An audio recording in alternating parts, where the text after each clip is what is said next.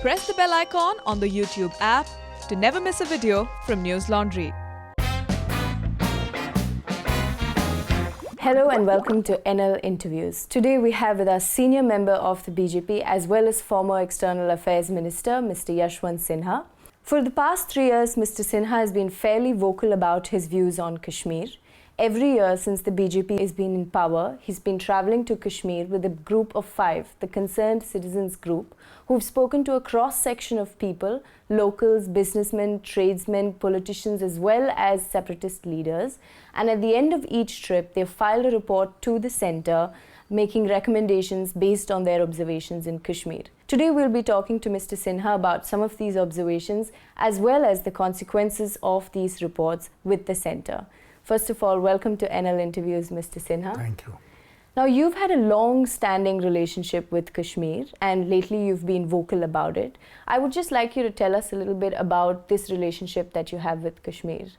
Well, I suppose every Indian who likes to travel would have a relationship with Kashmir, because Kashmir is really heaven on earth. You just have to go there once to absolutely fall in love with the place.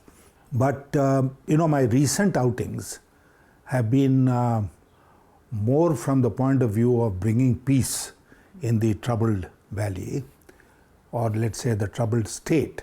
And I started following up on the policies that Mr. Atal Bihari Vajpayee had followed when he was the Prime Minister of India.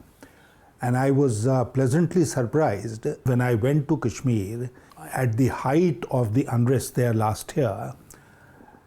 And I was pleasantly surprised, as I was telling you, because I found that if there was one politician, one Prime Minister of India, who the Kashmiris across the board held in high esteem, it was Mr. Atal Bihari Vajpayee. And I was trying to promote the policies that he had followed. He had famously said at one point of time that he would like to find a final resolution of the Jammu and Kashmir issue under the ambit of Insaniyat, Jamhuriyat and Kashmiriyat. And I was further encouraged because the agenda of alliance between the BJP and PDP, which was negotiated over a period of months and then finalized and became the basis of the present government in Jammu and Kashmir, also talked about the Vajpayee policies and committed the present governments in Delhi and Kashmir to follow the policies of Mr. Vajpayee. Actually, the words used were Insaniyat, Jamhuriyat and Kashmiriyat. And therefore, I thought I was only pursuing not only the policies which were followed when Vajpayee was the Prime Minister, but also the policies enunciated by the present government. And in our reports, we have tried to, from time to time, reflect the situation on the ground as we found it, and urge the government of the day to take certain steps. So that's what our reports are all about. But the overarching theme in all our reports is that there must be a dialogue as promised, even by the present government, with all the stakeholders. And it's only that dialogue or that kind of dialogue which can bring peace in that state. Right. And in an interview with NDTV, you've said that there's been a lot of misunderstanding when it's come to Kashmir.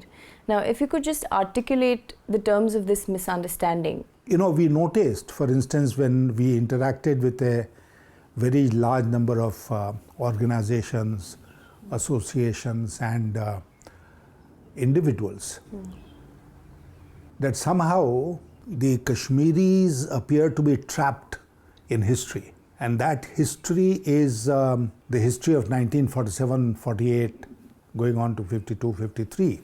And there were many things which happened during that period which may or may not be valid today, but because they are trapped in that time zone, therefore, whenever you talk to them, they hark back on what? They hark back on the UN resolutions, the promise made by India that We'll have a plebiscite, a referendum in the state of Jammu and Kashmir. The narrative has changed over the years in the sense that today they hold India as the guilty party, because history would demonstrate that it was Pakistan which was to begin with not in favor of a plebiscite and opposed the plebiscite when it was formulated by a UN resolution. But that's all forgotten. They remember history selectively. And that's why I also felt that we have a very strong case in Jammu and Kashmir.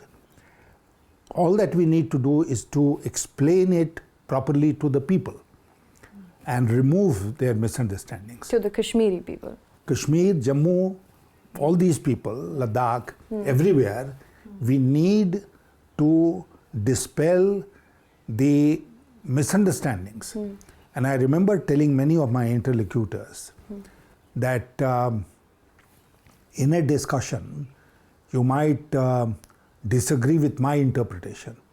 I may disagree with your interpretation. But we can't disagree on facts. Facts are facts for you, for me. So whenever a dialogue takes place and we are confronted with the present narrative, then the first thing is to sit down with them and coolly sort out the facts. What are the facts? And if there are misunderstandings, like some people believe that there was no real accession of the state of Jammu and Kashmir with India, Now it is a historical fact that the Maharaja signed the instrument of accession, and that the whole perspective needs to be pointed out to them. Then it's also a fact which nobody can deny that the so-called Pakistani tribesmen invaded Jammu and Kashmir when Pakistan realized in 1947 that Kashmir was not going to accede to Pakistan, and they decided to take it by force. And that the Pakistani army, the Pakistani ruling establishment was involved in this is now something which is historically proved. So there are lots of facts on which we can carry conviction if we sit down with them and start discussing these facts. But in the absence of a dialogue, they live in their own world, we live in our own world, and at the moment it appears that there is no connection between the two. Further, we noticed that a large segment of the population has got alienated from India because of the misunderstandings and all that. They have got alienated. And how do we deal with them? We deal with them by force, by use of force. That can quell a situation on a daily basis, but it will not bring lasting peace. Lasting peace will come only through a dialogue. And the Kashmiris also talk about a trilateral dialogue. India, Pakistan and the people of Jammu and Kashmir represented on the same table, which is something that we have not accepted. But Pakistan is a necessary third party to the issue of Jammu and Kashmir. And therefore, at some point of time, we'll have to talk to Pakistan. And as we all know, Pakistan has been exporting terror to India. We have ample proof of that. Pakistan has been promising that they will not unleash violence and terror against India, but they have not kept their word.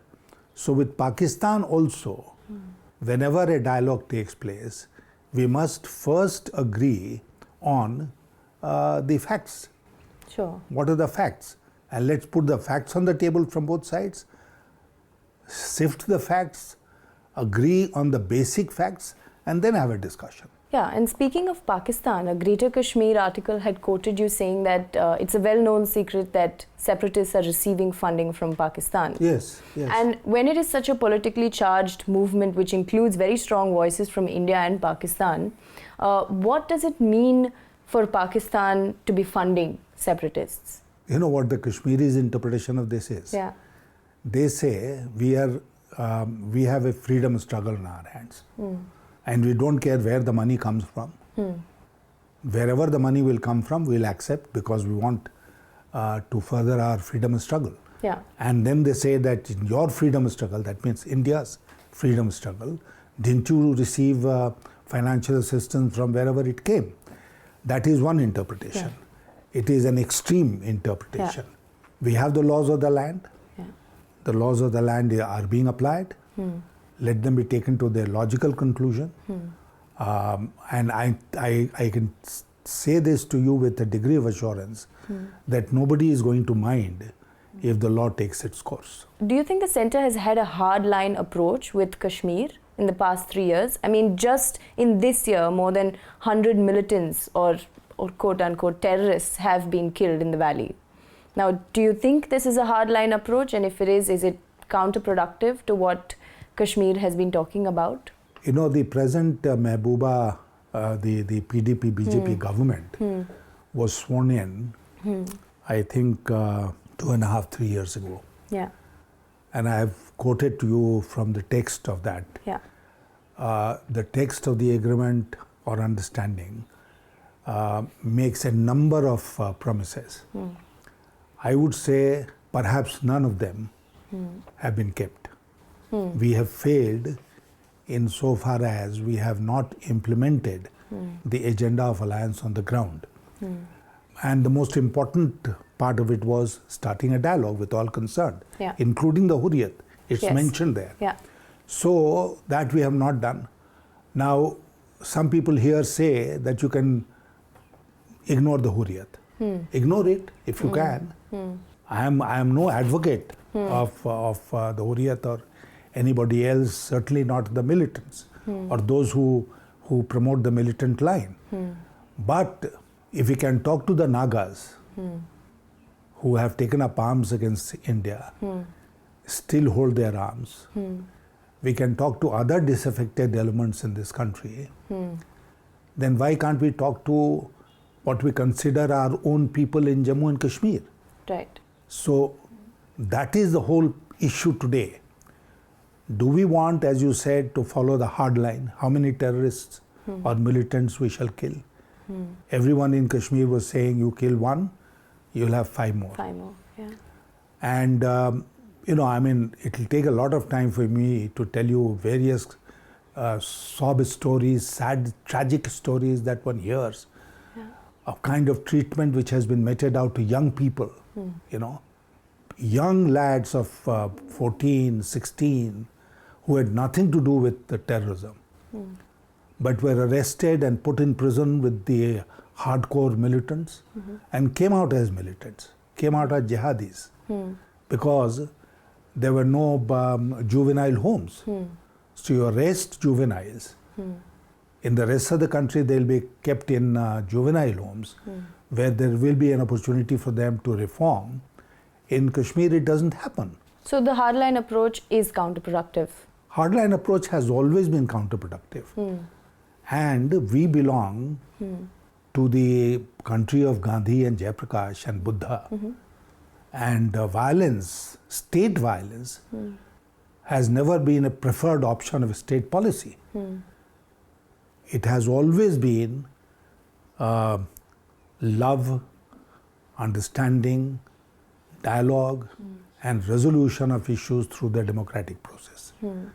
And I see no reason why we should not attempt the same in Jammu and Kashmir. We had done it when Vajpayee was the Prime Minister with very good impact, you know, because we were talking to the Kashmiris, we were talking to Pakistan, and separately, of course, and there was peace in the valley after the very bad period post 1990.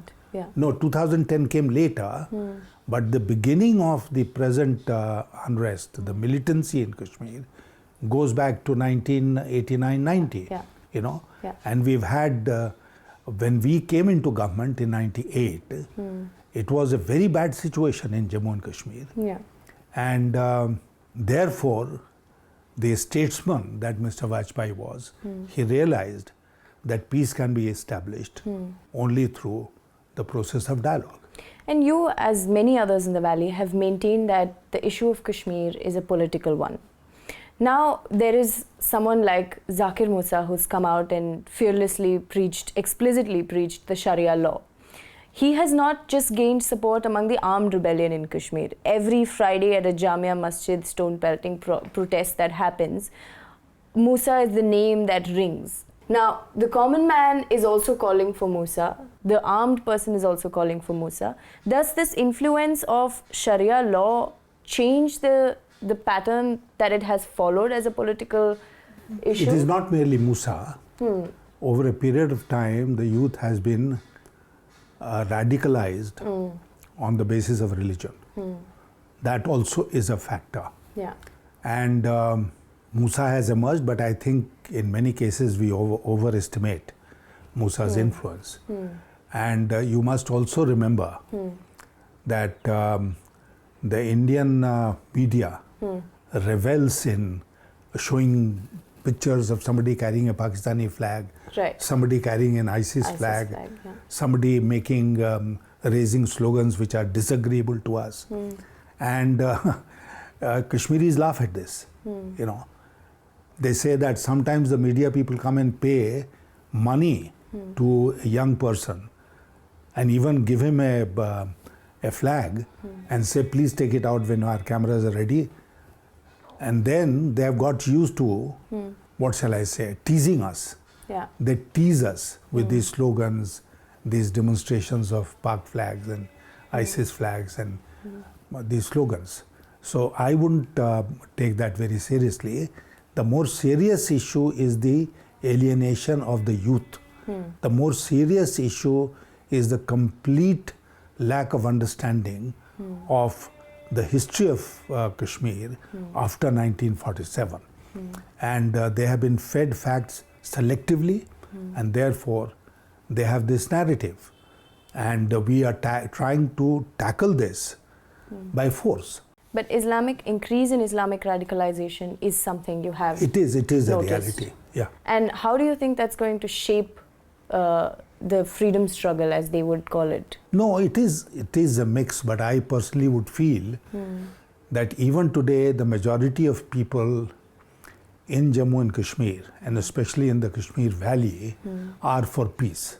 And that is why the statement of the Prime Minister from the ramparts of the Red Fort on the 15th of August has been welcomed in Jammu and Kashmir. The visit of the Home Minister and the statements that he has made, they have been welcomed, but they have to be operationalized. At the moment, there are so many words. How do you go and embrace, as the Prime Minister said, a Kashmiri?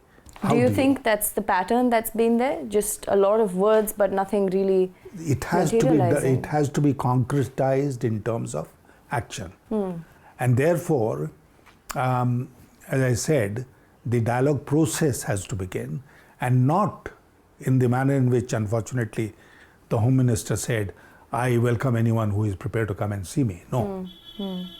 You have to have a structured dialogue. When you say stakeholders, who are the stakeholders? Identify the stakeholders. The stakeholders will be the various regions of Jammu and Kashmir. Yeah. The stakeholders will be various segments of the population, including the minorities, the Pandits, the Sikhs, the Shias.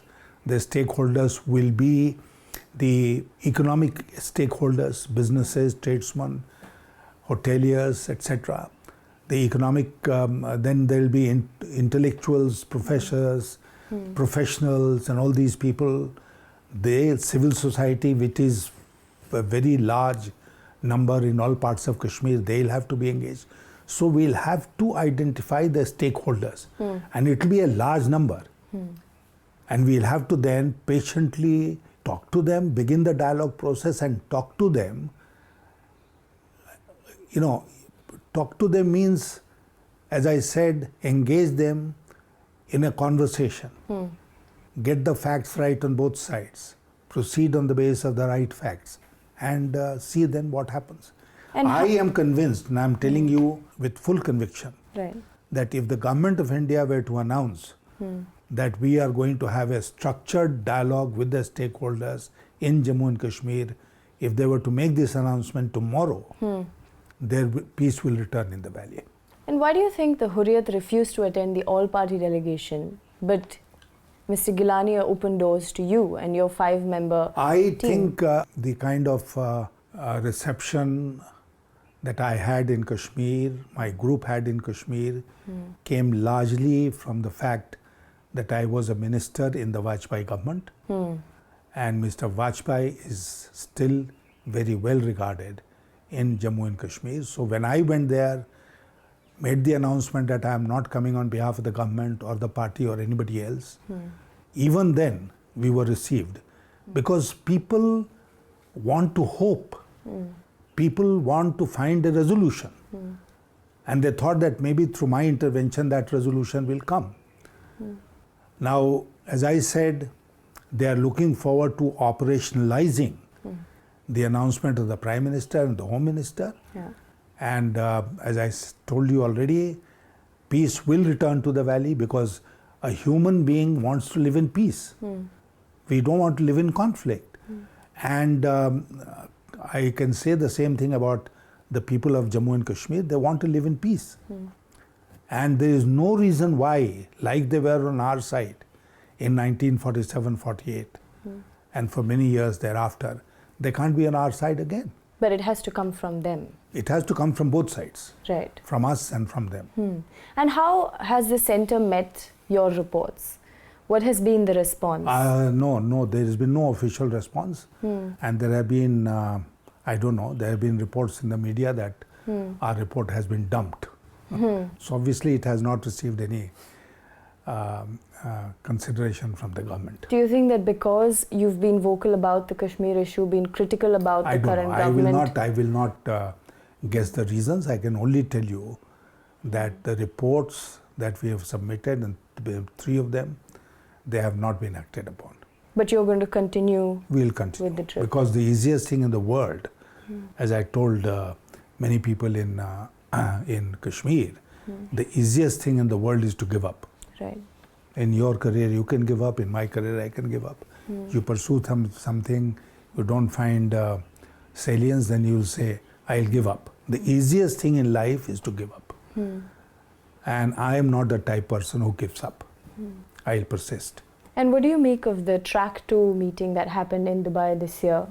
And the attempt was to eliminate hostilities again between different stakeholders. Well, I was not a participant. Yeah. But I have talked to participants from our side, and I would say that the outcome was very positive. It was a very positive outcome of the Dubai dialogue, and now it is up to the authorities in Pakistan to see that they don't come in the way of the sentiments which have been expressed if further movement is made on the basis of those sentiments. Now, my observation of Kashmir and the protests and the dialogue is that it's been fairly male dominant. Now, yes, Kashmir does have its first woman chief minister, but do you think that the common woman's voice is somewhere hiding in the shadow of the male narrative? No, I will not agree with you on this. There are a very large number of women activists, and the girls come out on the streets and even throw stones. So there's no gender discrimination there. And I can tell you, the last visit we went to a place called Kupwara. Yeah. And we went to a degree college there to interact with the students. And when they assembled in the auditorium, we noticed that more than half the audience was girl students. Right. So it is not, they don't hold back. Right. They were very much more liberated, I would say, than women in the rest of the country. And just to go back to national media for a minute, do you think that the national media has also adopted this hardline approach and in some way being compliant to the kind of narrative the centre is trying to build on Kashmir? The less said about the national media, the better. Because certainly on Kashmir, the policy which is followed by some of the TV channels, and they are watched in the valley only because they follow that line, people are absolutely aghast at what they say. because it has no relationship to facts on the ground. It has no relationship to the issues involved. You know, it's just shouting at the top of your voice about ultra-nationalism. It is not only bad from the point of view of Jammu and Kashmir, it is bad from the point of view of democracy in this country. Right. And some of these channels are anti-democratic. They are striking at the very roots of democracy in our country. So you do believe... I have had long experience in this country of decades, and I can tell you, I have never seen this kind of what can only be described as a propaganda machine. Right. Channels have become propaganda machines. I describe them as supari journalists. It appears as if they take a supari every evening. We have to destroy Nidhi, we have to destroy Yashwant Sinha. You take a supari, you get a hold of a piece of paper which the authenticity of which is not known, and keep showing it on your channels as if that's God's own truth. And Bhagwan himself has written this, you know. And an accusation becomes a fait accompli. This is not journalism. And so you do think there has to be some collective consensus the amount of damage that has been done by these channels to the cause of India and to the cause of peace in the valley is incalculable. Absolutely. The Prime Minister has talked in a different language. The Home Minister has talked in a different language. But the language of these channels has not undergone any change. And where do you think Kashmir is headed now? I mean, even in the third report that you submitted, you said it's been the worst than you've seen in the last 2 years. We noticed much more despair this time among the people than we had noticed earlier. And that's what we put it. That's why we put it in our report. You don't see much violence on the ground. You can move around freely. Business is taking place. Shops are open. But underlying all this is a huge sense of being let down, of disappointment, frustration, because they don't see any light at the end of the tunnel. Some faint light has appeared because the Prime Minister has spoken some nice words. The Home Minister has gone. But as I said, the major issue today is operationalizing all these announcements. And how is it going to help if the centre keeps, like you said, dumping your reports? Is there something else you're going to do? No, let them dump my report. I don't care. Let them dump my report. Let them dump other reports. But for God's sake, let them act. Yeah. You know. But have you attempted a verbal dialogue with members in the government? Yes and no. What is the response? No. I mean, I'll not like to dilate on that. Let's skip that question. Okay, Mr. Sinha, thank you so much for your time. It was an absolute pleasure to have you on News Laundry. Thank you.